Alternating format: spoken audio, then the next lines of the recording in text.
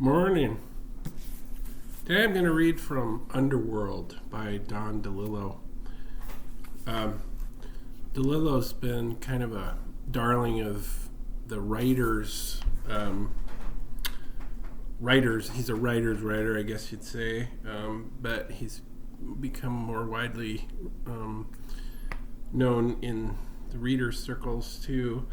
My favorite of his, and I wish I had a copy or I'd read from it, is called White Noise, and that one's about a couple, just a regular suburban couple, and it's just it's one of the best books I've ever read about just the general malaise of being average in America.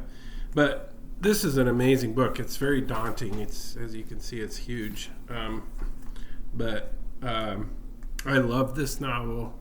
It addresses a lot of my favorite topics, including baseball, but also just a lot of really interesting aspects of American culture. So I'm going to read the very beginning, which takes place at a baseball game. It's 1951. He speaks in your voice, American. I'm going to start that again. He speaks in your voice, American, and there's a shine in his eye that's halfway hopeful. It's a school day, sure, but he's nowhere near the classroom. He wants to be here instead, standing in the shadow of the old rust hulk of a structure, and it's hard to blame him. This metropolis of steel and concrete and flaky paint and cropped grass and enormous Chesterfield packs aslant on the scoreboards, a couple of cigarettes jutting from each. Longing on a large scale is what makes history. This is just a kid with a local yearning, but he is part of an assembling crowd, anonymous thousands off the buses and trains, people in narrow columns tramping over the swing bridge above the river. And even if they are not a migration or a revolution, some vast shaking of the soul, they bring with them the body heat of a great city and their own small reveries and desperations, the unseen something that haunts the day, men in fedoras and sailors on shore leave, the stray tumble of their thoughts going to a game. The sky is low and gray, the roily gray of sliding surf.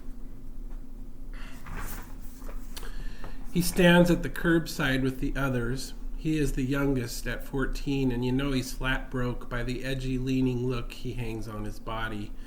He has never done this before, and he doesn't know any of the others, and only 2 or 3 of them seem to know each other. But they can't do this thing singly or in pairs, or they have found one another by means of slidey looks that detect the fellow foolhard, and here and they stand, black kids and white kids up from the subways or off the local Harlem streets. Lean shadows, banditos, 15 in all, and according to topical legend, maybe 4 will get through for every one that's caught. They are waiting nervously for the ticket holders to clear the turnstiles, the last loose cluster of fans, the stagglers and loiterers. They watch the late evening taxis from downtown and the brilliant-eyed men stepping dapper to the windows, policy bankers and supper club swells, and Broadway hotshots, high-aured, picking lint off their mohair sleeves. They stand at the curb and watch without seeming to look, wearing the sourish air of corner hangabouts. All the hubbub has died down, the pregame babble and swirl, vendors working the jammed sidewalks, waving scorecards and pennants, and calling out in ancient sing-song, scraggy men hustling buttons and caps, all dispersed now, gone to their roomlets in the beaten streets. They are at the curbside, waiting. Their eyes are going grim, sending out less light. Somebody takes his hands out of his pockets. They are waiting, and then they go. One of them goes. A Meku shouts, "Geronimo!" There are 4 turnstiles just beyond the pair of ticket booths. The youngest boy is also the scrawniest. Cotter Martin by name, scrawny, tall in a polo shirt and dungarees and trying not to feel doomstruck. He's located near the tail of the rush, running and shouting with the others. You shout because it makes you brave or you want to announce your recklessness. They have made their faces into scream masks, tight-eyed with stretchable mouths. and they are running hard, trying to funnel themselves through the lanes between the booths, and they bump hips and elbows and keep the shout going. The faces of the ticket sellers hang behind the windows like onions on strings. Cotter sees the first jumpers go over the bars. Two of them jostle in the air and come down twisted in a sprawl. A ticket taker puts a headlock on one of them and his cap comes loose and skims down his back, and he reaches for it with a blind swipe, and at the same time, everything's at the same time, he eyes the other hurdlers to keep from getting stepped on. They are running and hurdling. It's a witless form of flight, and with bodies packed in close and the gate crashing becoming real.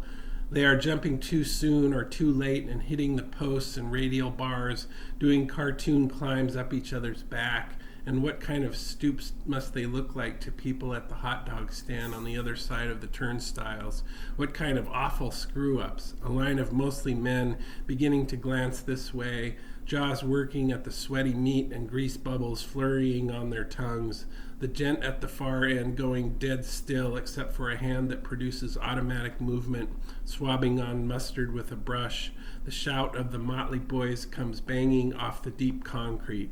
Cotter thinks he sees a path to the turnstile on the right. He drains himself of everything he does not need to make the jump. Some are still jumping, some are thinking about it, some need a haircut, some have girlfriends in woolly sweaters, and the rest have landed in the ruck and are trying to get up and scatter. A couple of stadium cops are rumbling down the ramp. Cotter sheds these elements as they appear, sheds 1,000 waves of information hitting on his skin. His gaze is trained on the iron bars projected from the post.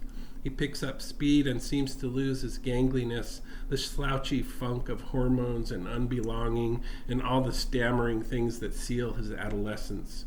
He is a running boy, a half-seen figure from the streets, but the way running reveals some clue to being, the way a runner bears himself to consciousness. This is how the dark-skinned kid seems to open to the world, how the blood rush of a dozen strides brings him into eloquence. Holy cow, huh? That's just beautiful writing. DeLillo, Underworld. Have a great day, everyone.